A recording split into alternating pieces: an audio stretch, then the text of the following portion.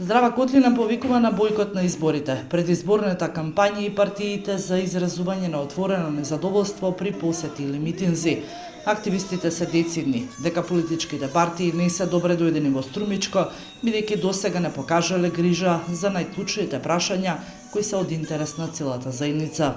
Ќе повикаме и на бојкот на изборите, и не само овие, било кои избори што ќе бидат од сега па натаму, со цел да притиснеме до политичките партии, бидејќи се тие кои ги бираат судскиот совет, а судскиот совет решава за судиите и нивното поведение.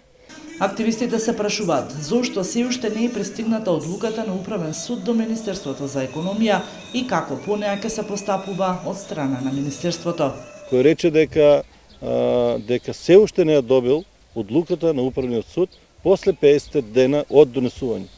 Кој треба да лежи затвор сега за тоа?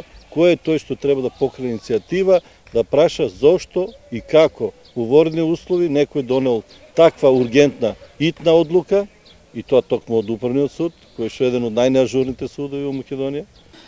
Како за подсетување, второстепената комисија ја потврди одлуката на Министерството за економија за одбивање на барањето за експлоатација на иловица. Претходно, владата објави дека дозволата за иловица е одбиена, бидејќи од Euromaks Resources не биле доставени сите потребни документи за експлоатација согласно законот за минерални суровини.